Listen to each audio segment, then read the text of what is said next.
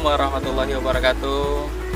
Sahabat Sinergi, mitra PTBes, saya perkenalkan Haji Makmunir sebagai tim konsultan dari PTBes. Pada pagi ini yang alhamdulillah cuacanya mendung, asik lah kalau di sawah ini tidak begitu panas gitu ya. Nah, secara kebetulan hari ini adalah hari dimana kita akan melakukan penyemprotan eco farming. Nah, ini bentuknya eco farmingnya, bentuknya kecil tapi insya Allah manfaatnya luar biasa. Dan ini larutan yang sudah jadi, dimana ini eco farming dilarutkan dengan menggunakan air res tebu. Kenapa air res tebu ini kita gunakan? Di sini air res tebu ini banyak manfaatnya, terutama untuk pengembangan bakteri positif yang ada dalam eco farming itu sendiri. Yang kedua, dengan air res tebu ini menambah efektivitas dari pemupukan, di mana air tebu ini banyak mengandung nutrisi-nutrisi yang juga melengkapi daripada eco farming itu sendiri. Oke, kita lihat ini posisinya lahan sawah saya sendiri, kurang lebih sekitar 1 hektar. Yang belum tanami, yang sudah tanami udah ada 3 hektar. Jadi sengaja ini diterakhirkan karena memang ini khusus untuk uji coba praktek tanpa menggunakan pupuk kimia sama sekali. Oke, sebelum kita masuk kepada penjelasan lebih lanjut, saya jelaskan juga bahwa di sini tanah yang layak ataupun yang pas digunakan untuk penyemprotan adalah seperti ini, dimana posisinya macak-macak, jadi tidak tergenang air, tapi di sini posisinya tanah itu benar-benar kelihatan, dan memang sasarannya juga untuk tanah. Adapun untuk dosis yang kami gunakan ya untuk sasaran lahan, yaitu untuk luasan 1 hektar untuk padi itu 6 tub atau 6 liter.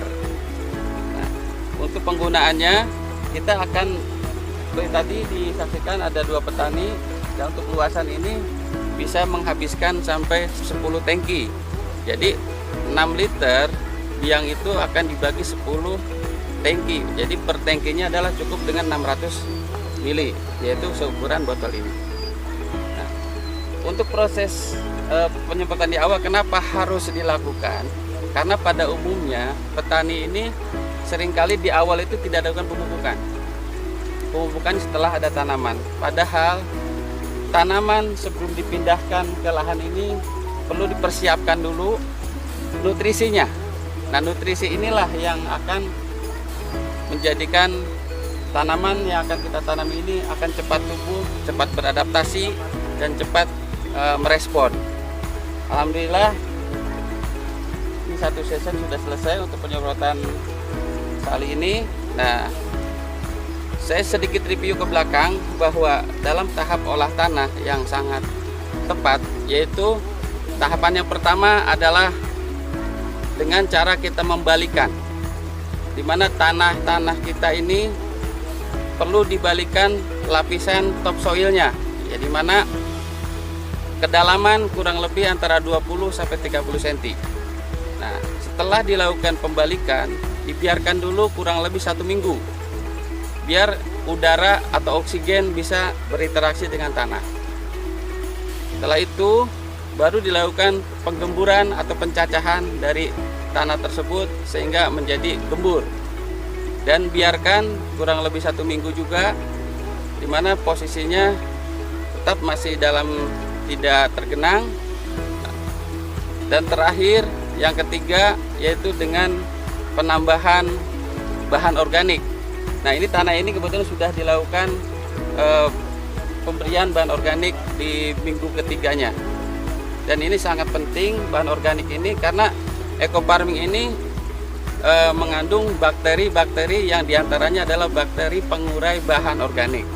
Nah, bahan organik ini sebagai nutrisi yang alami yang nantinya akan diproses ulang oleh bakteri-bakteri yang ada dalam eco farming ini. Dan yang terakhir adalah setelah pemberian organik, biasanya petani dilakukan pengapuran, tapi di sini tidak dilakukan karena di sini sudah ada mengandung unsur dolomit ataupun magnesium dan kalsiumnya. Dan terakhir adalah setelah kita lakukan bahan organik, yaitu dengan sistem kita pelumpuran, dan pelumpuran ini sampai kurang lebih 1 minggu, dan 1 minggu kemudian kita biarkan air itu dikeluarkan atau dialirkan sehingga tanah itu akan keluar bunga-bunga cacing yang seperti kita saksikan bersama.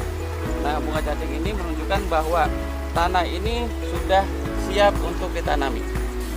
Oke, itu saja barangkali berkaitan dengan tata cara pengolahan tanah yang baik atau yang sempurna, di mana olah tanah ini sangat menentukan kedepannya berkaitan dengan tanaman yang akan tumbuh di atasnya. Tentunya di sini selain olah tanah, pemberian pupuk dasar itu juga lebih penting. Pupuk dasar dengan menggunakan ekofarming ini, insya Allah secara bertahap, selain pH itu menjadi normal, juga tanah akan menjadi subur. Untuk aplikasi tahap kedua, di mana aplikasi tahap kedua ini posisi tanaman sudah berumur 14 hari. Seperti biasa tadi sudah diterangkan bahwa ekofarming ini ada beberapa tahapan. Tahap yang pertama untuk sasaran tanah, dan tahap kedua adalah untuk tanaman. Sasaran untuk tanaman itu dibagi menjadi 4. Yang pertama yaitu umur 14 hari, dan yang kedua umur 28 hari, dan yang ketiga umur 42 hari, dan terakhir 56 hari. Kali ini kita lihat tanaman ini sudah berumur 14 hari. Jadi pada saat ini saat yang tepat untuk dilakukan penyemprotan ekofarming. Ambil contoh, ini adalah varietas Impari 32 yang dimana umurnya adalah dari mulai sebar atau semai itu kurang lebih sekitar 120 hari. Kita tahu bahwa siklus tanaman padi itu dari mulai semai sampai panen itu 120 hari, di mana itu dibagi menjadi dua tahapan atau fase. Fase yang pertama adalah fase vegetatif, dan yang kedua adalah fase generatif. Nah, fase vegetatif ini adalah fase di mana tanaman padi itu akan berkembang mulai dari satu batang ketika ditanam sampai terus berkembang sampai puncaknya di mana nanti akan tertutup rapat. Nah, waktu vegetatif ini dibatasi umurnya biasanya separuh dari umur tanaman itu sendiri. Jadi kalau misalnya tanaman itu berumur 120 hari, berarti umur vegetatifnya itu dimulai dari angka 1 sampai 60 hari dihitung dari semai. Nah, untuk tahapan penggunaan ekofarming, di mana fase vegetatif itu diantaranya pada umur 14 hari dan umur 28 hari dan 42 hari dari tanam. Kalau kita hitung mundur, nah, kalau misalnya semaian itu adalah umur yang ditanam misalnya umur 25 hari, ketika umur 60 tinggal ditambahkan 35. Jadi hitungannya bahwa untuk masa vegetatif ini kalau kita hitung dari tanam, 2 aplikasi yang mungkin bisa dilakukan, yaitu umur 14 hari dan 28 hari. Di sini adalah puncaknya masa vegetatif, di mana tanaman akan tumbuh berkembang, jumlah anakan makin banyak.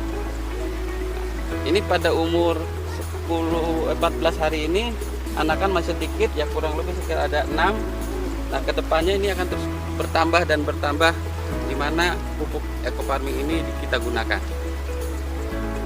Terus umur berikutnya adalah pada fase generatif, di mana fase ini adalah fase di mana dimulainya anakan padi itu akan memasuki masa primordia, di mana masa primordia ini adalah masa di mana padi itu mulai bunting kecil bahasanya. Nah, biasanya pada umur 45 atau sampai 50. Itu pun tergantung daripada paritasnya. Nah, biasanya setelah masa perumuran selesai dia akan keluar malai. Nah, pada saat keluar malai ini dikatakan masa generatif bisa dimulai. Sampai kapan? Sampai panen. Dan nanti pada masa generatif masih bisa dilakukan pada umur 42 hari dari tanam dan 56 hari setelah tanam. Insya Allah dengan pemupukan ekofarming yang 4 kali dilakukan untuk tanaman, itu akan membantu proses perkembangan anakan menjadi lebih banyak, dan pada akhirnya akan menjadikan tanaman itu menjadi produktif.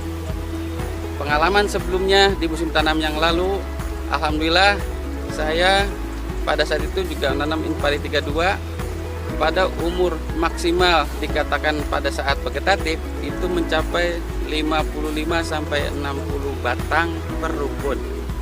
Dan akhirnya pada masa generatifnya alhamdulillah yang saya alami pada musim yang lalu, yang tadinya 65 itu saya pikir udah maksimal, ternyata di masa generatif mencapai 70 batang anakan yang produktif atau yang mengeluarkan malai padi. Dan disitulah titik akhirnya dari pertanaman padi, di mana ketika keluar malai, pengisian bulir, pengisian malai menjadi padi yang sempurna, yang kokoh, terus mengkristal, itu akan lebih baik, dan itu menjadikan tingkat kematangan dan kemasakan daripada bulir padi. Dan dilanjutkan proses penguningan ataupun si bulir padi itu yang tadinya hijau menjadi kuning kemasan. Dan ketika terakhir kita masa generatif, di mana padi tersebut sudah pengisian maksimal, terus proses daun bendera yang sesungguhnya itu sebagai indikator bahwa tanaman padi akan mengisi akan maksimal apabila daun benderanya itu tetap sehat, masih hijau. Dan itu sudah kami alami di musim yang lalu. Mudah-mudahan di musim yang sekarang dengan cuaca yang cukup baik ini akan tetap maksimal. Salam ekofarming, lahan subur, petani makmur. Assalamualaikum warahmatullahi wabarakatuh.